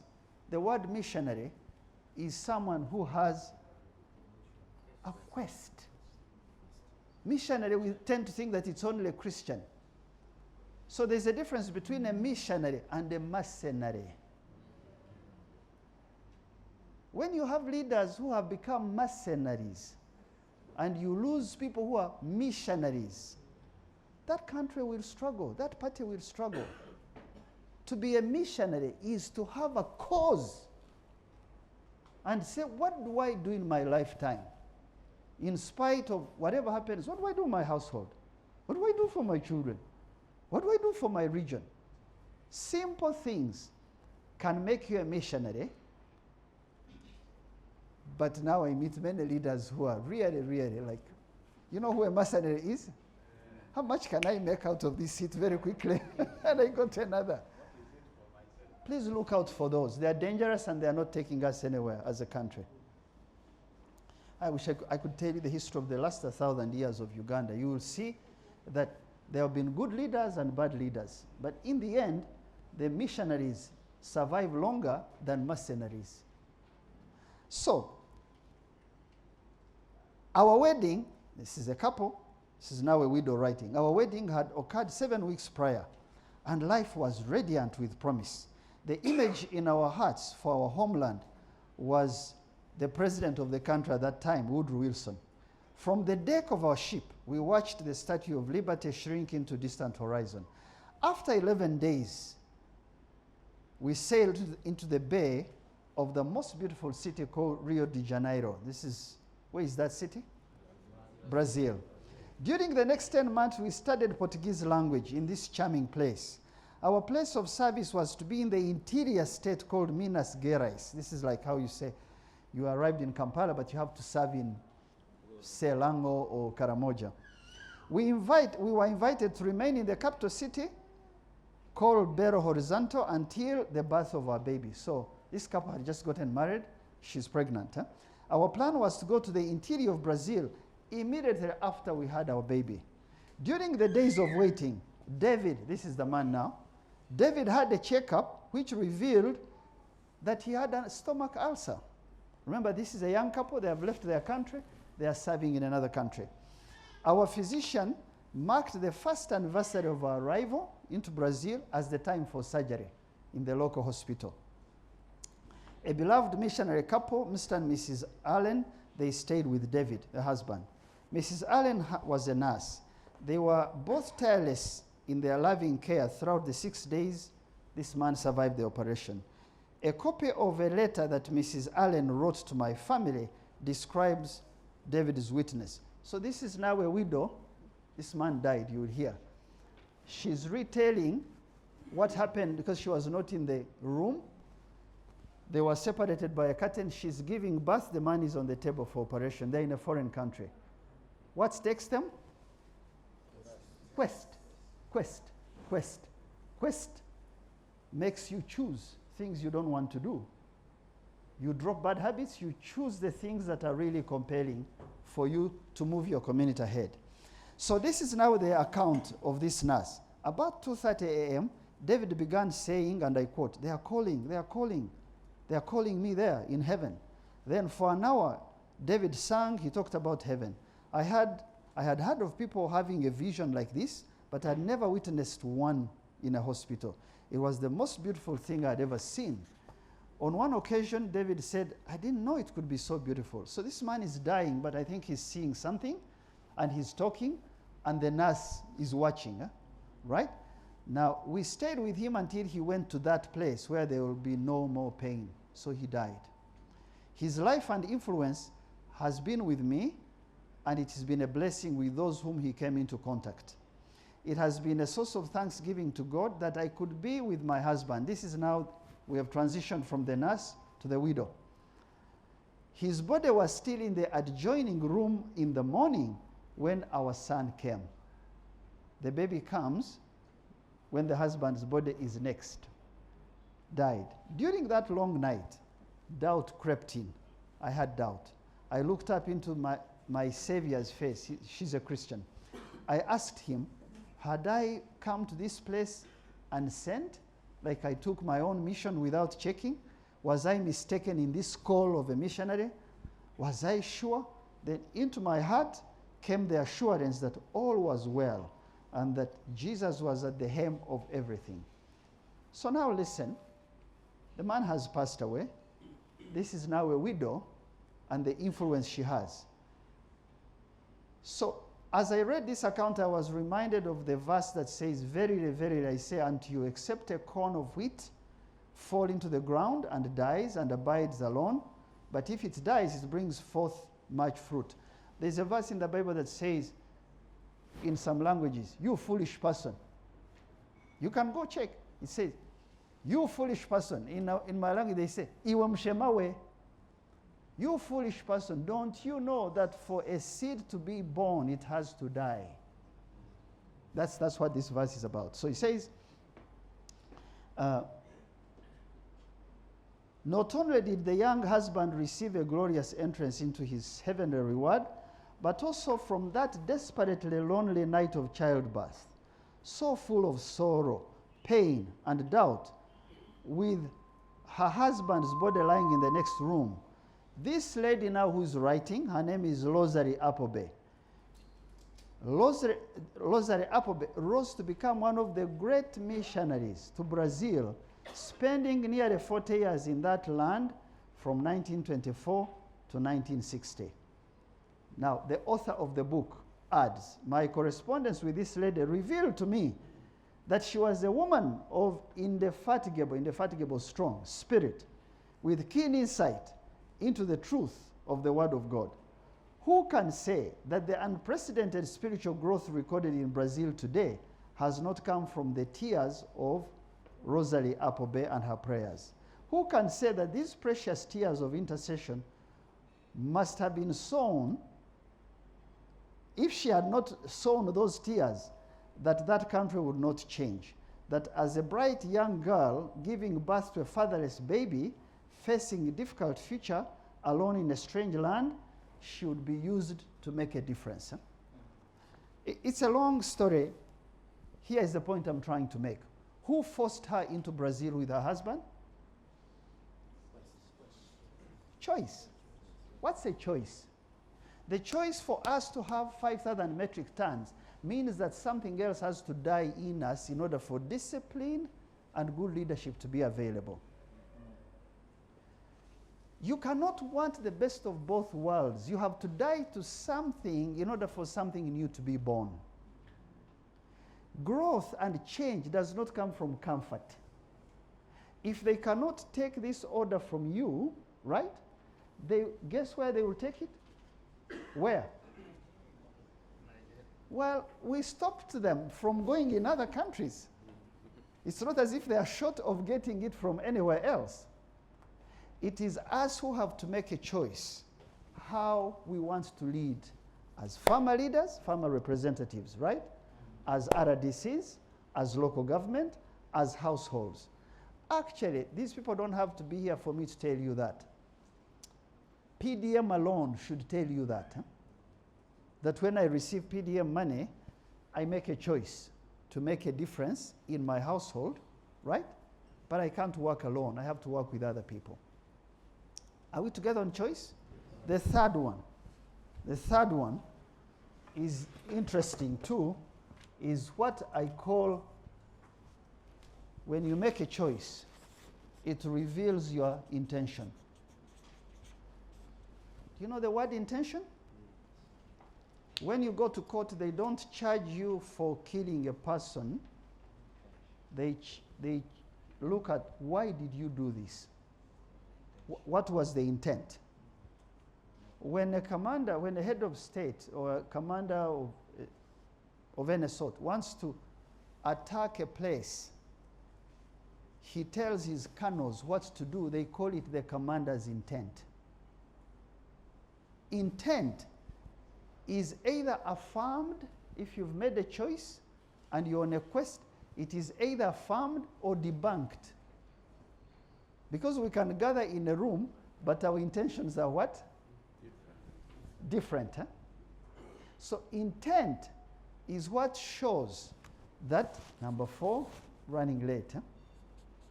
That we can do what? Failure. So, can I just give me my exercise items there? Quickly. Just bring them here. Who knows the meaning of the word failure?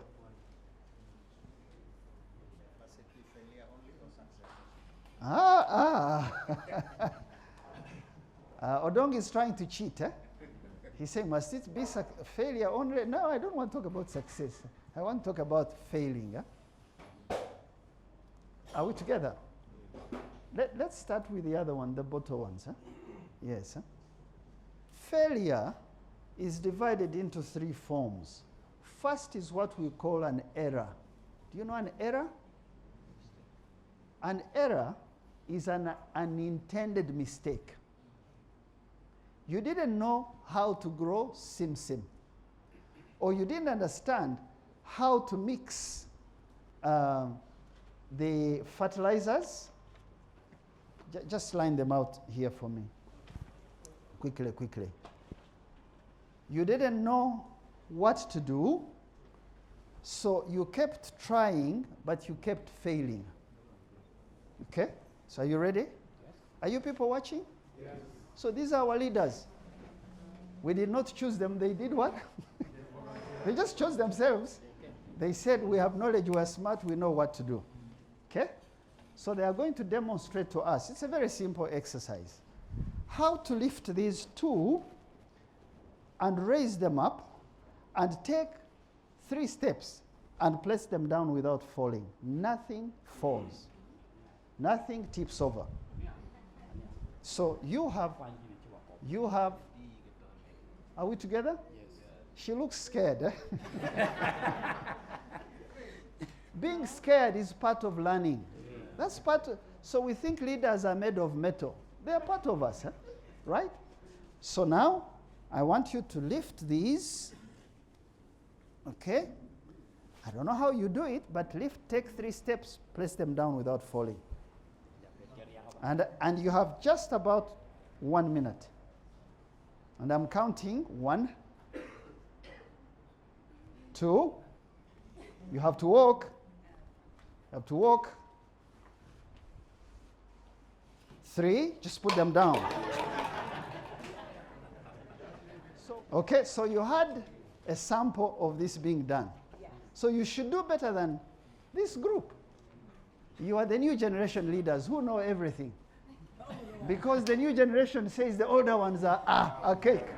They should go, right? So let's see. Do the same. Same 3 minutes. Okay, that's 1 now. 2. You have to move now. 3, down. 1, 2.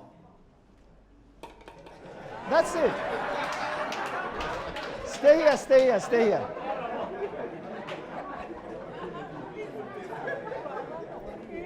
No, come here where we can see you. Just remove this so we can see them.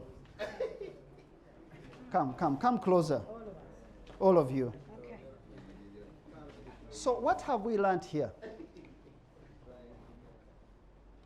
First, that leaders really should have a calling, right? Yes. What is a calling? I want to change something. Yeah. but I actually don't know how. But all I need is confidence. Confidence. The second thing I need is ability to fail and try again. The other thing I need is people who are cheering me on, who are not criticizing me for trying, because many of them are not trying. Are we together?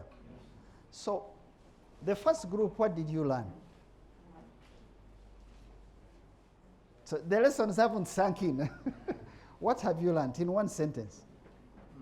What I learned from the games is that as a leader, you may experience something. And you set your body carefully to handle it. But at the end of the point, you may fail. Yeah. So failure is a way to learn. So you remember Dong said, why don't you tell us about success? So the more we fail, the more we succeed. Those who are prepared to fail are the ones who can make it.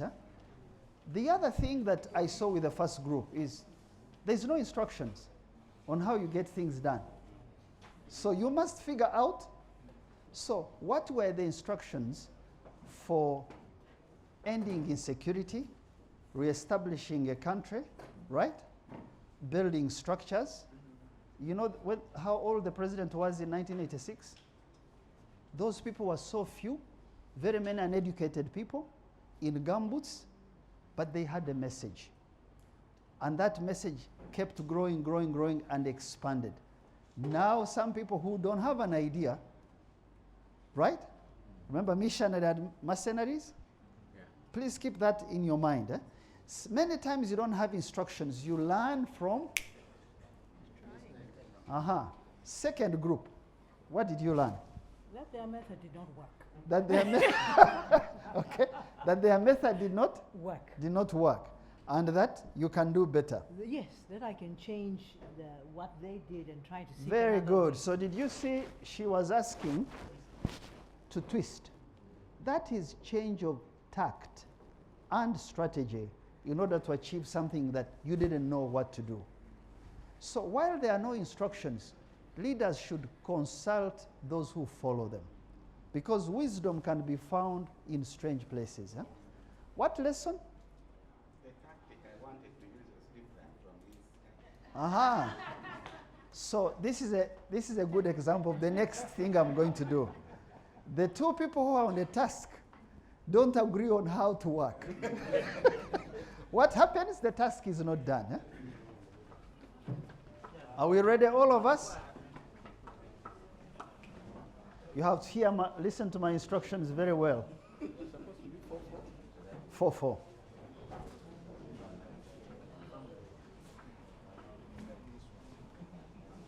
Are we good? So you can stand and watch, because this is what will kill or save all the things that Talanta spoke about, what the chairman spoke about in the end. Are we together? Okay, so are you ready? Yeah. Do you feel ready? How ready are you? Very confident.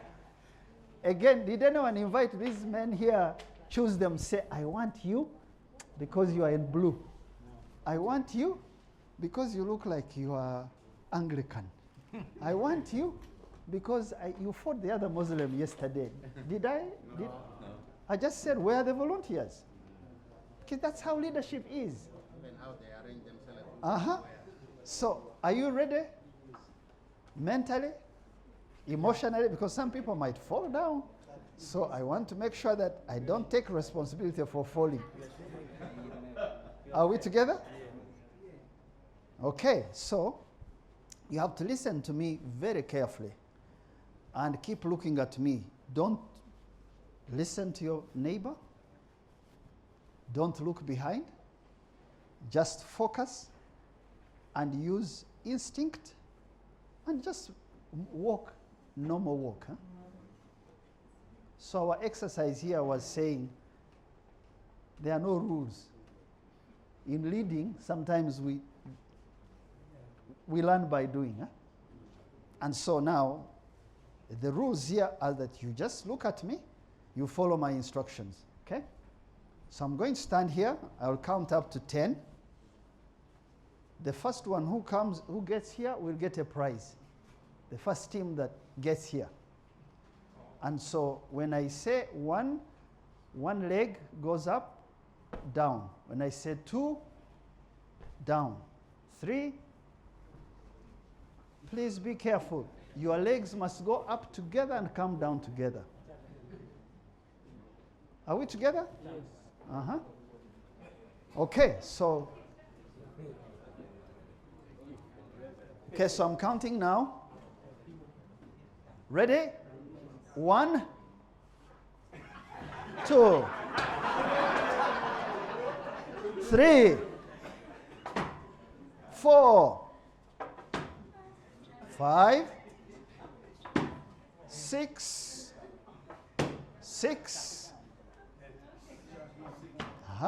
7, 8, 9,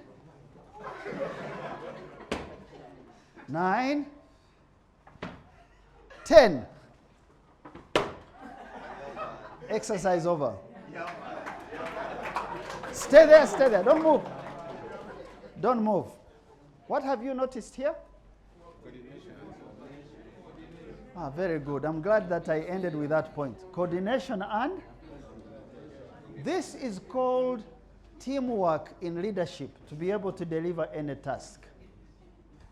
So you can see, I tried to confuse them with my messaging. And they would have been here before. When I said 6 twice, so when we say, don't mix this crop with something, and someone comes and says, no, you can mix it. What have we done? We have made the community stationary now. Leaders must communicate clearly.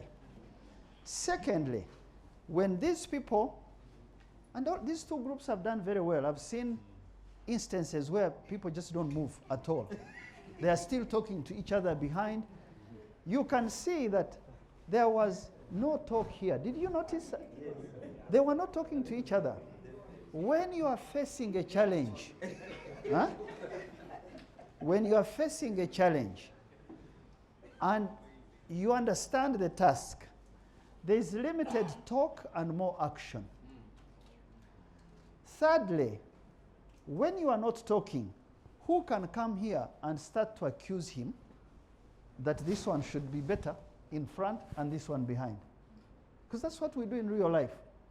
We wish this one would go off, and then me, I go in front. No, but if you are crossing an ocean, and real development is crossing an ocean, you must coordinate your moves. You must focus on not backbiting each other, not telling lies about each other, because there's no time. Finally, I don't know if you noticed, these people, to me, seemed this ground skids. Do you see that? They were, unlike this group, they were trying to pull in so that nobody falls over the other, because these things are skidding, and it's deliberate. How did they do that? How did they learn that? Who taught them? When you are involved in a task, there are lessons you learn that you apply in other areas of life. Are we together? So this team did a very good job. Did this team do a bad job? Did this team do a bad job? So who knows something in our book that says the first shall be and the last shall be? So when we're in leadership, you fall down, but you stand again. Some people fall down and they get dementia, they go away. They start criticizing everybody. I wish this one had not happened to me. They even take their anger to their homes.